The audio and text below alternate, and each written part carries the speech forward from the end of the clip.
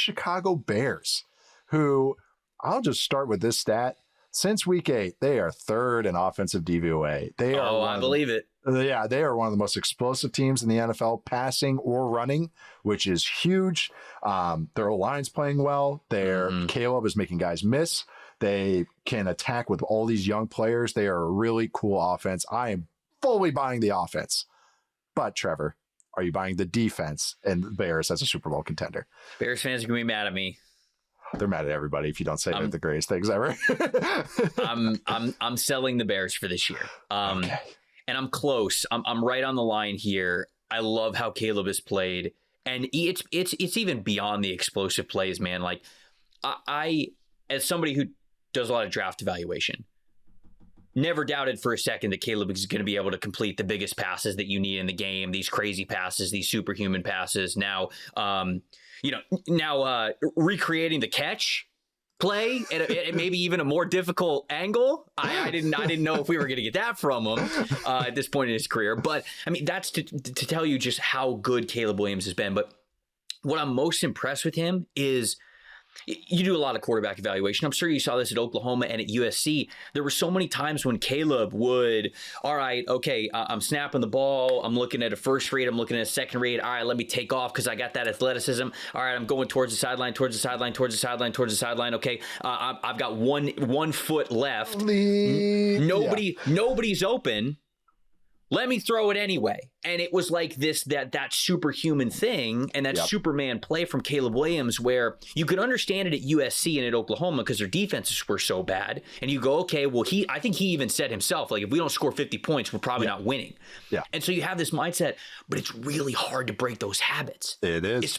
And so, especially if you get away from it with it for 100%, your entire life. Well, your entire life. Yeah. Last year, I thought he still struggled with it. Yep. This year with Ben Johnson, there's so many times when he goes to the sideline, throws it away. And I'm like, oh, look at you. One of the highest throwaway rates in the NFL this year. Yeah. And there are so many plays where he'll eat it and he'll be like, no, it's all right. We'll fight another down. We're all right. I got Ben Johnson. I got the receivers. I got this offensive line. We'll be all right. And that growth from him has been so impressive. And so if we're talking like next year after, you buy and sell on the Bears, I'd be buying. I picked the Bears to make the playoffs. I felt like that they were going to be a wild card team this year, and so I've kind of figured that they'd be right here. They're even further along offensive wise than I thought they were going to be. I thought they'd sneak to like a 12th best offense, maybe get to 10th, but no, they've been top. No, they've been phenomenal. 6. And so anytime you have an offense like this, it's hard to not call this team buyers. But I mean, overall defensive PFF grade, they're below 20th. Points per game, below 20th. Yards per game, below 20th. DVOA, I think they're like EPA per play, I think they're like 18th, but still, like, they are in the second half. Yeah. They're in the bottom half of basically every single defensive statistic, and they're 20th in EPA. There you go. They're so dependent on turnovers. Yes. That when you get into the playoffs, you don't play quarterbacks who do that. Correct. As much. So I love the Bears, love the progress. I love Penn Johnson. I love the offensive play callers. I love how Caleb Williams is playing. The offensive line's great. The run game has been there for him. How great has Kyle Monangai been? I mean, like the juice that he has given this team, I never would have thought when I was watching. I liked him coming out of Rutgers. Now I'm like, dude, how are you faster? I swooped him up on all my dynasty teams, and I was like, all right, I might not have loved you in college, but this is great. He has been unbelievable, but I'm not there with the defense. And I think that Caleb's, some of the completion percentage stuff, not the completion percentage is everything, but it shows a little bit, it paints a little bit of the picture of how there's not quite that consistency that you want. There's the explosiveness, but there's not quite the consistency. Pair that with the defense. I think the NFC is too good. I'll sell them for this year. You got to think just the NFC teams they play. Again, I think their offense is going to be able to score points, but now you're going against, the Seahawks, we still think league average or better offense, okay? Eagles, maybe Eagles. But 49ers have one of the best offenses in the league right now. Rams have one of the best offenses in the league right now. And the Packers have one of the best offenses in the league right now. I know people don't think that, but they do. It's like truly... Okay, most of these matchups, I just named only one offense, and the Eagles can still score points because they can rip off an explosive play at any moment. And that's what's scary about the Bears is they can let up an explosive play at any moment. So Right.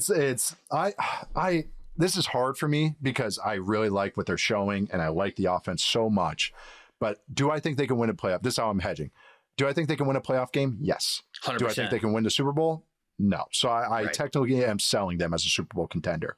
Yeah. I think this year has already been a huge success. I mean, obviously, making the playoffs the first time in X amount of years. Caleb has shown that he can be, at the very least, a good starter or better. At the very least, a top 12 starter, I think, in the NFL. And I think there's something too showing that, because Ben Johnson's a tough coach that asks for a lot of details. And this is why I was optimistic about it. Is people are like, oh, him and Caleb are going to butt heads. And there's been talk about how they kind of did at the beginning, but I go, it's the best. Sometimes guys like Caleb, they actually need hard coaching and want hard coaching. For sure. People just assume they don't just because of personality and everything else. Like, no, this is going to work great. And sure enough, you're seeing proof in the pudding. So I think that's just a great, Luther Burden has been tremendous. And I always believe, baby. Where'd you have him on your final 15th overall on the big board? Okay, see, I chickened out. I had him like 28th. His movement skills are too rare. I get it. And I get it. He was gadget. he was so many targets that he had at Missouri were gadget touches, That's not it. real routes. Those guys scare me. Yeah. And I 100% get it. But I was like, dude, the way that he stops and starts, just get him with some sort of good route running coach, and we're cooking with gas. So, dude, what's been remarkable to me is like how gritty he is. Like he'll block, he does dirty work stuff. Like that actually is why I'm like, I went from a guy like indifferent, that guy I'm like, oh, these are guys I hate, to now I'm like number one Luther Burden guy.